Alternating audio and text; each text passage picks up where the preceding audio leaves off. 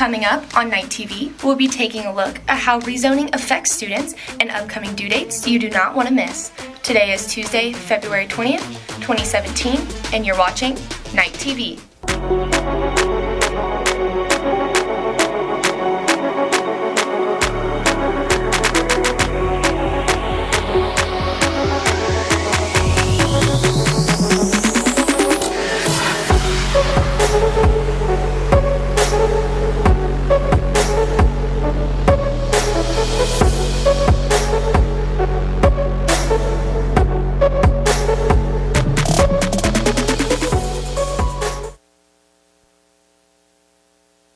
I hope you guys are refreshed from our 3 days off. Yes, I know I am, but it was so busy. Oh my gosh. Same. I know you and I, we both had competitions all day Saturday, and I had a babysit on Monday, and Sunday I had family over. Yikes. So not much of a break. Well, I heard a certain drill team did really well. A certain drill team, the one that you're on. Well, this past Saturday, the Royals competed in their first regional competition this year, and they did amazing. They took 4 team routines, 4 elite routines, 4 officer routines, 2 sergeant routines, 1 duet, and 14 solos to contest. That's a lot. The Royals team routines won a sweepstakes award, platinum overall reward, which is best overall technique, precision, presentation, and choreography, and judges awards for all 4 routines they took. And of course, they won Best in Class award in the medium team division. Of course. Yeah, I don't even know what that means at all. The officer routines also won the same awards as the team dances. Well, now on to the Royals elite routines. These specialized groups of dancers took 4 routines to contest and won a sweepstake award, platinum overall, and judges awards for all 4 routines. And also, the elite teams won first runner-up in the elite team division. Our Royal Sergeants took 2 dances to contest this weekend and won with both of their routines. The dynamic duo Miss Asia Nelson and Sarah Melton won first place in the duet category. That's so cute. That sounds so cute. They're cute. The Royals took 14 solos, but only a few became finalists. Of those few, Marina Cassidy won 3rd place, Amy Taylor won 2nd, and Sarah Melton won 1st place overall. The Royals won 3rd overall, and their elite teams won 4th overall in the entire competition. Well, okay, I knew y'all were good, but I didn't know y'all were that good. They're good. Yeah. Make sure that you guys make it to the contest this weekend at Lebanon Trail. Yes. Don't come see me. Come see some other Royals. Well, this past weekend, while our Royals competition was going on, so was VASE. This year, a total of 109 student artworks were submitted to the Visual Arts Scholastic Event State Art Competition at Prosper High School. It's a mouthful, but I mean, that's what VASE stands for. It's like an actual vase of flowers. Out of those, 105 pieces received a score of 4, giving them the opportunity to be judged to participate in state. And out of those, 24 students went to state. I'm really proud of those who made it. Yeah, y'all's hard work paid off. They looked really good, too. Like, we'll just wait to the end of the show where we will display all 24 works that made it. Yeah, they look great. All of them. They really look great. Yes. Okay, but moving on to something that, that's maybe not so great, or some people don't feel like it's that great. What have you heard about the rezoning in Frisco? I've heard a little bit, but I don't really know too much about it. Same. I know. I guess we're not going to have to worry about it for another 2 years, but Night TV's Taylor Calhoun takes us and gives us a little bit of a look into why rezoning might be a positive thing, or maybe it's a negative thing.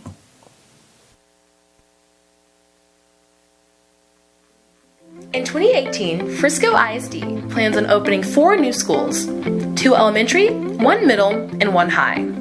However, trying to accommodate for district growth and relieving other schools comes with the problem of rezoning. I know Frisco ISD is growing tremendously, so we live on the south side of Craig Ranch. We all got zoned for Liberty, so I think it's just because it was just the district's growing so much, and they can't fit, however many kids into one school without it being overflowing. The Shaws are just one of many families affected by rezoning in Frisco. At the end of her 8th grade year at Scoggins Middle School, sophomore Maya Shaw thought she'd be attending Independence like the rest of her classmates. But because of where she lives, Maya was zoned for Liberty. First moved here, we were at Liberty, then we were at Independence, then we were at Liberty, then Independence. So we just keep going back and forth every year. There were about 23 or 26 kids from the south side of Craig Ranch, this side of Stacy, and we got all rezoned to Liberty, and the other side was going to go to Independence. For me, going to Independence was, I just have all of my friends. And I made a good group of like friends in middle school, so it was nice to just, go on to high school with them and not have to make a completely new set. But how did she get to Independence? We filed a petition because there's another parent in this neighborhood who has twins who are going to Independence, and her son was with Maya, who was getting rezoned to Liberty. And luckily, we fought enough that we were able to grandfather to Independence. While that might have worked for the older Shaw, the result was not quite the same for Maya's younger brother, Vinay. I originally wanted to go to Independence High School, but I got rezoned to Liberty High School. When my son, who's in 8th grade, we got rezoned again to Liberty, and this time we were not successful in our petition, so we are at Liberty and Independence. With Vinay and Maya going to different schools, another issue arises. My parents have to keep running back and forth to pick us up, and we start at the same time, we end at the same time. But the struggle is that I still haven't quite figured out on drop-off and pick-up time, because they both go to school at the same time and they get off at the same time since it's in the same school district. Constantly keep getting phone calls. Pick me up first, pick me up first. When Maya had a volleyball season, it wasn't as bad. But no, since the volleyball season's been over, dropping them off has been a challenge. And so my son, who goes to Liberty, has lost the battle and has been biking to school. Even with transportation problems and trying to balance their personal lives, the Shaws said things worked out for the best. At Independence, I would have my same friends. Probably I'd make some new ones. It would be fun, but going to Liberty, I just met a lot more people.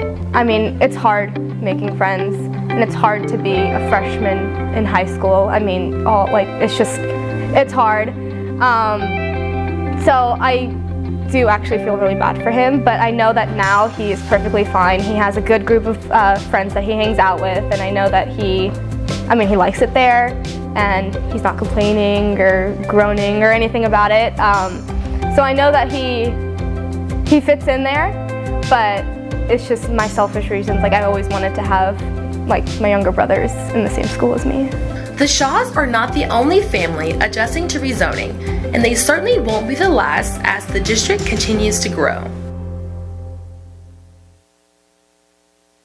Yeah, it must be hard. It must be hard having to juggle, like 2 kids having to go to 2 different schools. Yeah, it is probably hard. Well, moving on to today's sports, JV baseball will start off today at 4 p.m. against Trinity Christian Academy at Trinity Christian Academy. Then freshman baseball will play at 6:30 p.m. against Milliams here at Heim. After that, our varsity softball team will go against Plano West at 5 p.m. at Plano West. JV softball will also go against Plano West at 5 p.m. at Plano West. There's a lot of games going on tonight, isn't there? There really are. Well, for girls soccer, JV will go against Liberty High at 5:30 p.m. at Liberty. Varsity will go against Liberty at 7 p.m. And for boys soccer, JV2 starts off at 4:30 p.m. against Liberty here at Heim. Then JV will go against Liberty at Heim at 6 p.m. And to end the night, varsity will go against Liberty at 7:30 p.m. here again at Heim. With so many games going on here, there are no excuses to miss them. No, there really isn't. And also, there's no excuse to miss the varsity boys basketball playoff game versus Little Elm at McKinney Boyd tonight.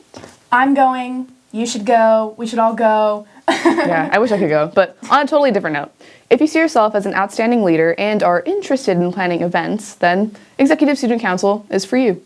Applications are out, and they will be in the AP office, or you can also pick them up from Miss Malloy in B219.